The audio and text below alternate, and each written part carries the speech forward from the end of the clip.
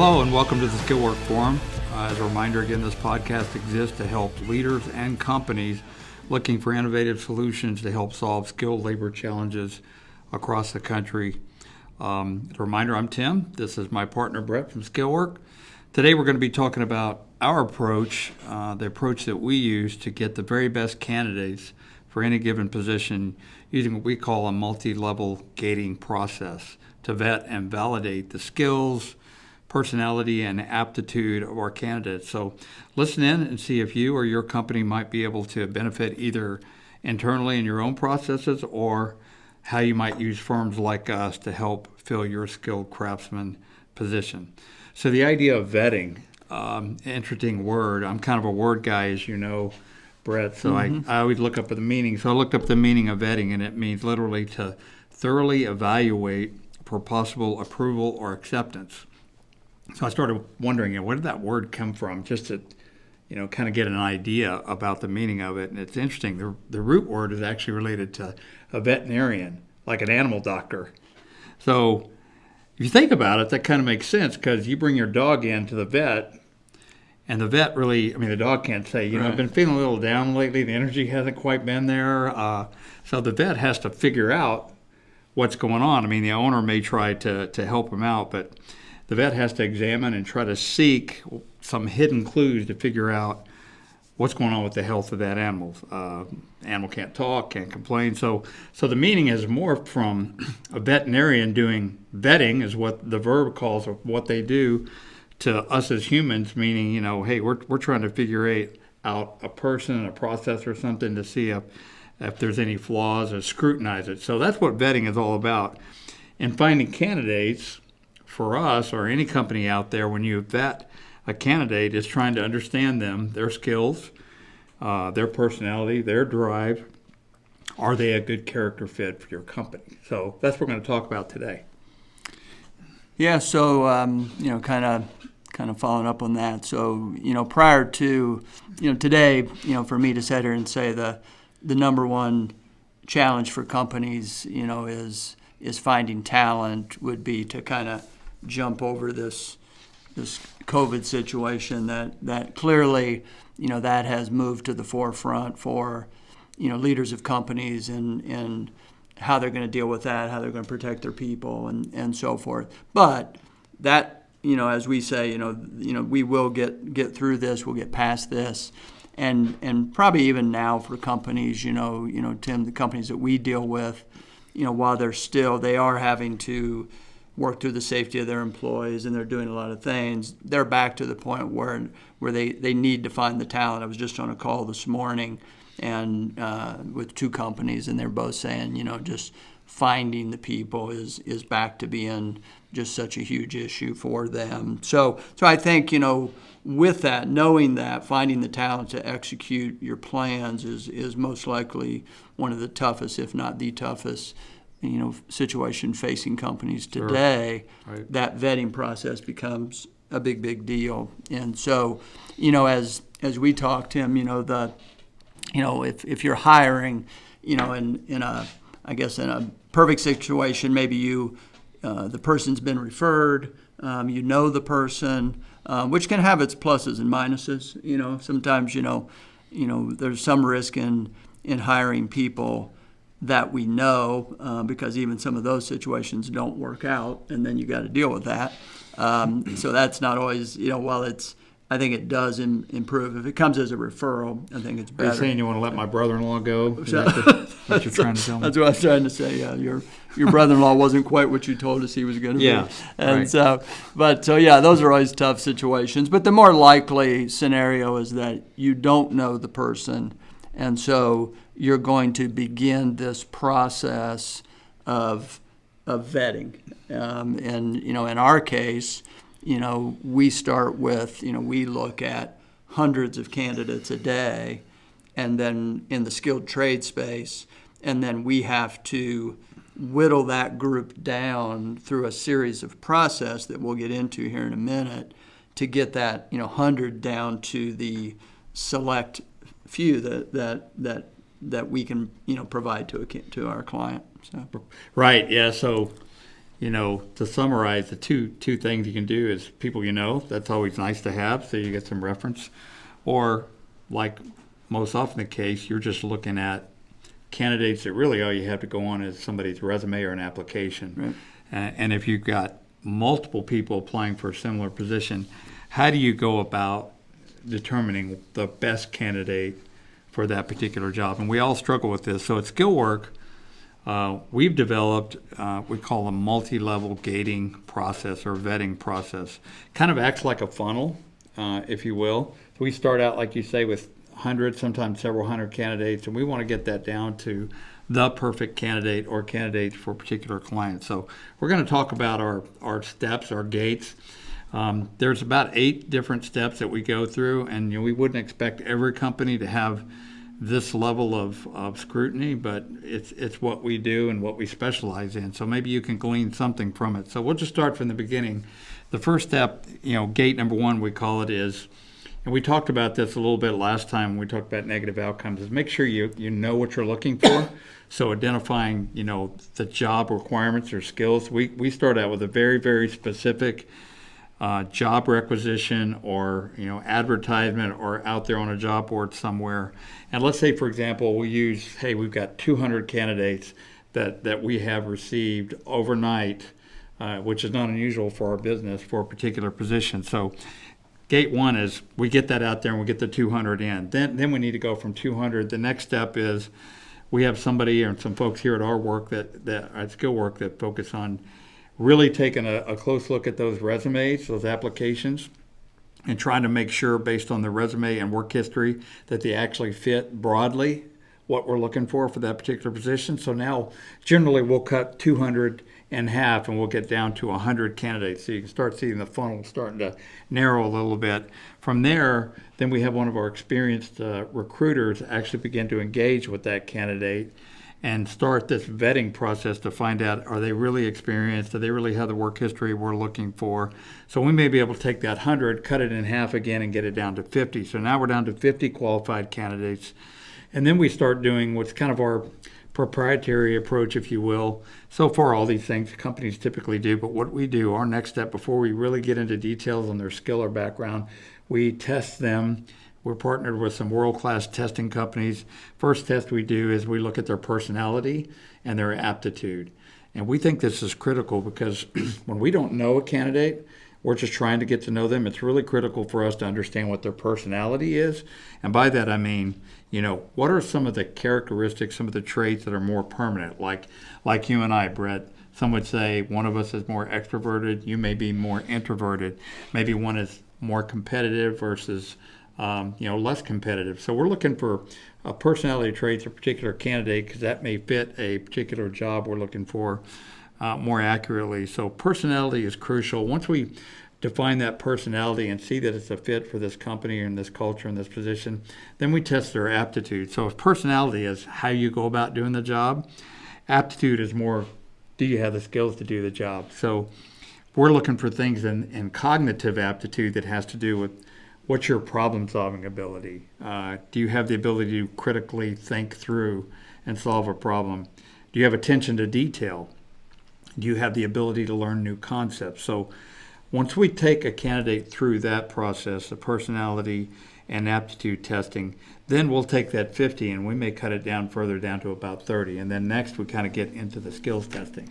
Yeah, so, kind of 2 things before I kind of jump into the back half of our gates. As Tim indicated, we basically have an 8-step process, and as you said, while that may sound like a lot, and a lot of companies go, well, we don't have the time to do that. I think the reality is that's what is needed. I mean, this is a difficult process for companies. Hiring the right people. Hiring is not that hard if you can find them. Right. What's really hard is finding the right people. And, I'll get into it in a little bit here towards the end, about, I think a lot of companies don't dig into that cost and that understanding as well as they probably need to on that. But so anyhow, as Tim said, so we get through those first 4, and if you look at it, in those first four, there's still especially in the first three, there's still a lot of human intuition in that process. We talk about it, believe the testing. Sometimes our human nature is the test tells us this, but hiring becomes this, not that you want to make it totally robotic and data driven. Right. You do need to have a certain level of human, but I think we would say probably the more human element we put into it and don't believe the data or the process probably backfires on us more times than if you just look at what it's telling us. Right. And so the next step on that, though, then we, as Tim said, then we get into the specifics. We specifically hire skilled trades individuals, so whether it's electricians or mechanics or technicians or construction guys, and so we are hiring to a very specific technical space, and so our kind of gate 5 in that process are, again, we've partnered and customized a certain level of testing where we do specific testing, and we have tests for all different types of jobs. So we don't obviously give somebody who's a plumber the same test that we give an electrician. They're all custom tests, and we can work with our client to customize those. And so that kind of becomes a big weed out from that. It probably gets us down to, say, maybe 20 candidates who they test with the skills that they've indicated we thought they had up to that point. And then the next step, we can use what we call a subject matter expert. And so somebody who has worked in a manufacturing plant as a maintenance engineer, for example, obviously they're going to they can weed out some of the talk and find out if somebody, do they really have the skills that they've indicated that they have. And so that becomes a step. Then our last two steps of our process is then, I oversee our client manager team, which is our sales team, and so that our team, they have the best understanding of what the client, we have the relationship with the client, and so we have to learn exactly what, as best we can, what the client's needs are. So we interview, in essence, every one of the candidates that have now gotten through this whole process, which at this point is probably now down to less than 5 out of the 200 that we started with. Right. And so we will have a 15, 20-minute phone call with those individuals to really, as we say, we're the voice of the customer in that case, of making sure that, is it a culture fit? Is it, by then we probably know they either have the skills or they don't. Right. Now we're trying to figure out, are they going to fit in this client? Whether it's the environment or whether it's the work schedule or whatever it may be. And the other thing is, are they really dedicated? Are they going to follow through? Because that ghosting is such an important thing, Yep. and you guys really do a good job of making sure they fully understand where they're going, and are you fully on board for this? Because we do have, our model is unique, and that part of our pre-screening is they have to understand our model, and we do travel staffing, so our guys have to be able to travel, and this is the stage where we can really confirm that your family's on board, you're going to be going, and that sort of thing's an important part of that step. Absolutely. I think our process is always growing.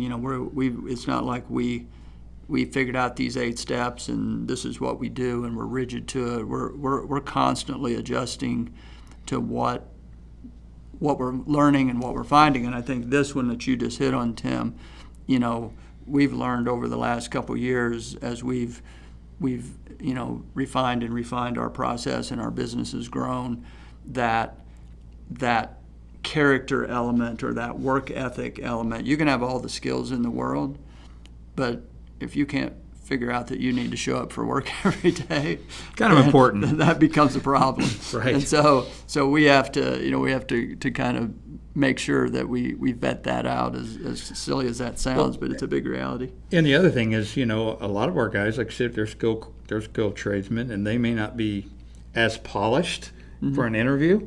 and maybe they haven't done virtual interviews before, because most of our interviews are virtual, not all, but most. So a little bit of coaching takes place there too, to just prep them for what that's going to be like. Yeah, so then the last step of our process is then we conduct a virtual interview, similar to a Zoom. Everybody, has become quite familiar with Zoom in this season. There's different platforms. We use a company called Ring Central, but so we set up a video conference interview with our client. So our client, they will have a conversation with our candidate to see as a final step, right?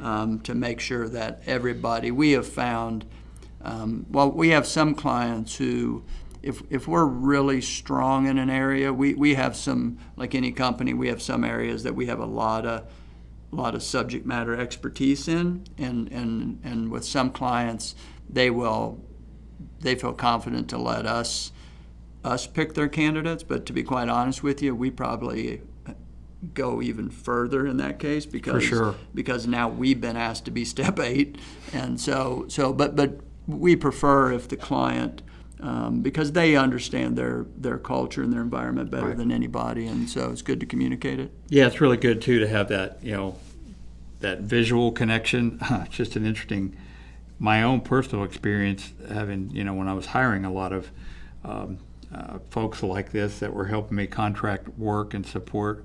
I made the mistake just one time of hiring somebody and bringing them on with only telephone, no face-to-face or virtual. So in this particular case, the individual that showed up after having traveled across the country to get relocated was actually not the same guy we interviewed. Turns out the guy that we hired, he had his buddy who knew the material better do the phone interview, and the guy that showed up had very little clue about what we were after. That turned into one of those negative outcomes. So I learned an important lesson there. That's good to have that visual. So all this to say, we have an 8-step process. It's very thorough. It's rigorous, because what we do is provide you, our client, and in our case, as close to possible the ideal candidate. So it's very thorough. It's time consuming for us. It's challenging, but we think it's necessary. Not every company, as you said, Brett, has the time or resources, but it's what we do, and we feel like we've come up with a very good process. We continue to polish it all the time. So our mission really is to make sure that you get the most highly qualified candidate for any opportunity you give us to fulfill for you. So you can then focus on running your business and growing it, and not spending all your time doing what we are experts at doing. So just a disclaimer, it's not foolproof.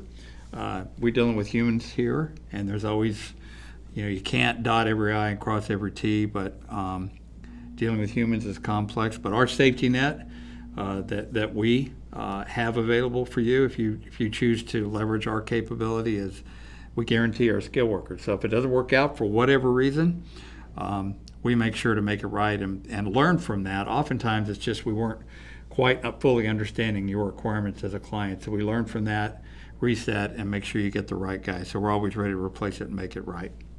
Yep, no, absolutely.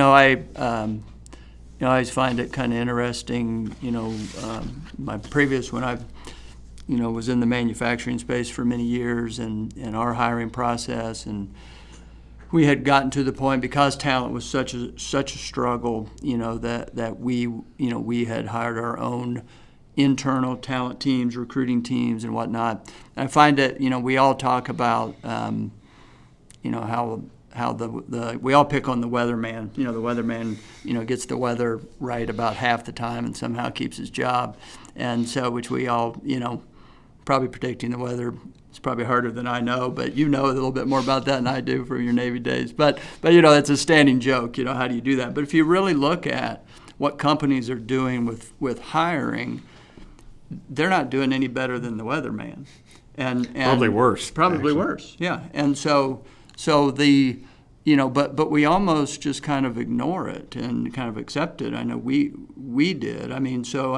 Companies are a good company who puts some of these processes in place may have about a 50% success rate. Most of them, most likely, are probably not even doing quite that well. Right. I mean, our turnover in my manufacturing, was extensive in the space that we were in, and so I think that's something that you really have to look at, and I think it's one of the benefits to our model.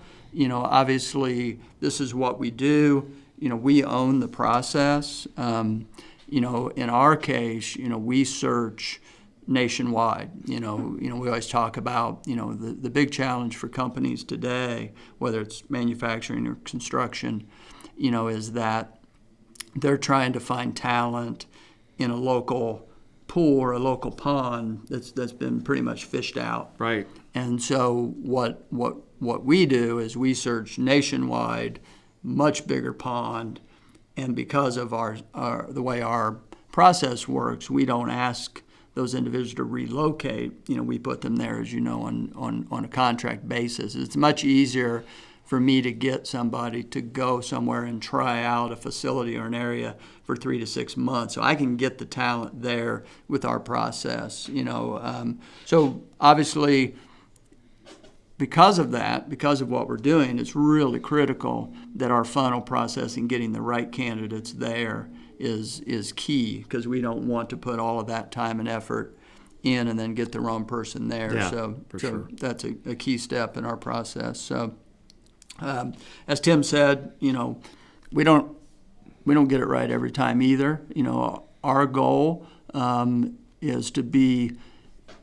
I think it's a significant difference if you assume companies on average are somewhat satisfied at a 50% success rate. We feel that our process allows us to move that more to an 80% success rate, which would be considered by far world-class in hiring. If you can get to that point, that's our goal. We're still striving to get there.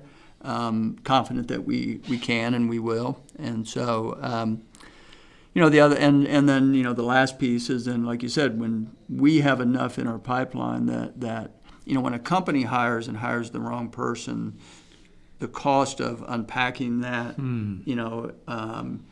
making the change, the fact that now the spot that you needed to fill for 2 months, you finally got filled, then it didn't work out. That these are all those things that companies, you gotta look at. If we give you the wrong person, we can immediately replace them with another person. So the healing process is far quicker. Sure. With a company like ours. So. Yeah, and my own experience, sometimes we wouldn't even hire. We would go through lack of staffing and really stress our current team just because the pain of hiring and then having a bad fit was just too high. Mm-hmm. So we just buckled up and plowed through.